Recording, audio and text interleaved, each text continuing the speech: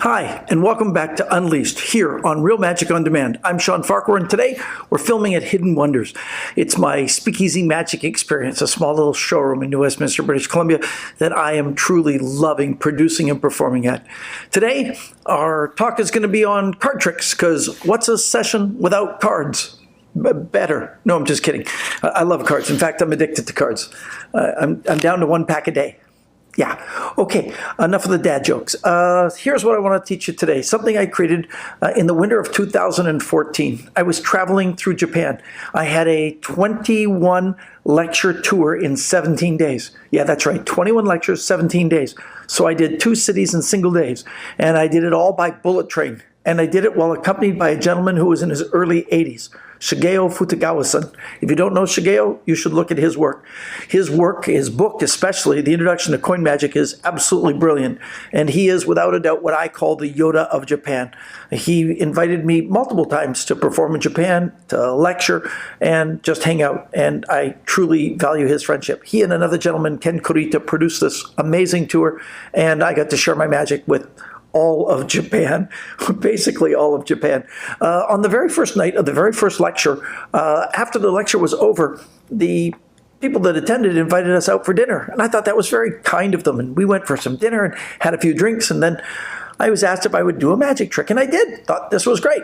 Play for your supper. And then Shigeo Futagawa-san did an effect. And his blew me out of the water. It was phenomenal. It was so original and cool. And the next night, when the lecture was over, the group invited us out. Yeah, another city? Let's go for something to eat and drink. Again, I did the same magic trick. Shigeo Futagawa-san, on the other hand, did a completely different one. And the next night, he did a different one. And I realized this was the game. The game was not to impress the people that were just impressed by the 2, sometimes 3-hour lecture. It was to see if I could impress Shigeo and to up my game on creativity. And so over the course of the other 14 days, 2 weeks, I created a ton of magic. Some of it I published and some of it I haven't. This one is published, along with another thing I created on that Japanese tour with a barcode that's really kind of special. This is called the Flop Force. It was originally published in Linking Ring magazine, June of 2015, in the issue when I was still president, and I put out a parade. Yeah. Deja vu. So this used a deck of cards, and basically it was a force. Now, my favorite force in the entire world is the classic force. I love it.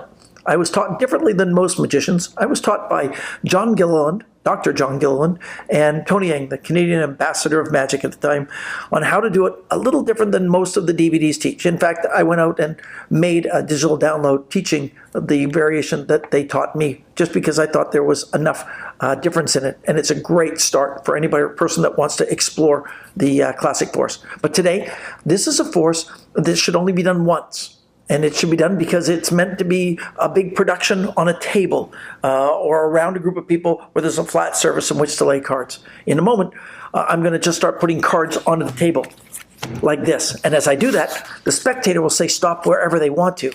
That way we're just discarding cards and they stop when they want to. Now this will look to you like the classic timing force. Danny D'Ortiz is brilliant at the timing force. In his DVD Utopia, he talks about some amazing things about this and his classic force. To me, it was impossible to get the timing force down correctly because I worked in other countries. I went to Russia, and by the time I could, explain it from English into Russian, because я немного понимаю по-русски, I would spend most of my time going, извините, вы понимаете по-английски, which is, excuse me, but you speak any English. By the time I tried to have somebody translate it for me, I was way past the moment of timing. The same thing in Japanese, konnichiwa, watashi wa Shawn Farquhar desu, Kanada kara. It didn't matter what I tried to do. I had to work through translators, and that always threw off the timing. And so I wanted to have something that looked like a timing force, but wasn't. And this was my answer to it. I'm just going to place cards onto the table like this. As I do this, the spectator will say stop wherever they want to. And it's absolutely free for them to stop wherever they want to. And that's what's important about this. I'll do this so the camera over here can see. Look, I'm going to place them here on the table, just clumps of them. And the spectator can say stop when they want to.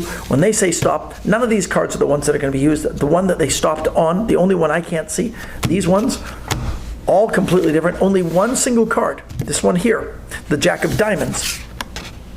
Yeah, so this is the impromptu forcing of a card.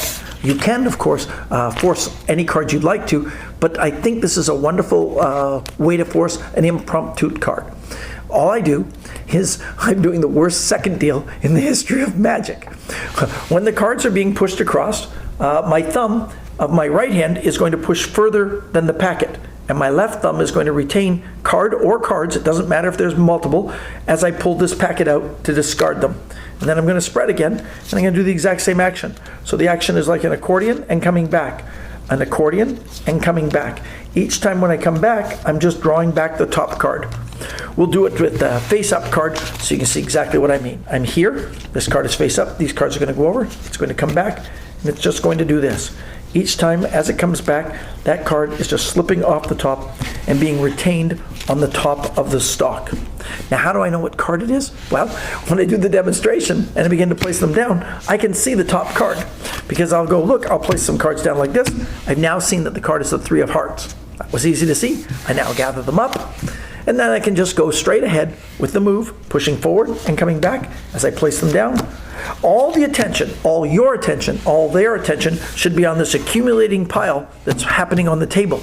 They don't know what's going on. You're not saying, look, I'm going to have a card selected. You say, look, I'm going to place some cards on the table like this. And I want you to say stop as we go through them at any time you'd like to. And when they say stop, you say, great, look, I saw all these cards, but I haven't seen this card. And these ones, they don't matter because that's not where you said stop. Only this card is the card you should remember. It's that simple. At that point, you can go into any sort of revelation you want to. If you want a legitimate reason, like a logical reason for turning the cards face up as you do it, you say, I can memorize an entire deck of cards. I just did. Now they'll not believe you. Say, look, when I put them down, I want you to say stop when you want to. I now know the card is the 3 of hearts, and I begin placing them down. And when they say stop, you say, look, I saw all those cards, so I can eliminate them. I'll put your card down, and I'll see the rest of these cards. Yep, and now I know that your card is the 3 of hearts, at which point they're blown away. Yeah, okay, so this is how to do it impromptu, when you just don't care what cards can be forced as long as you know what the value is. There's also a way to do it where you can have them select a predetermined card. If it's the 3 of hearts, I'm going to place into the deck. It's about 1/3 of the way into the deck. So I'm going about 1/3, and I make a little finger break.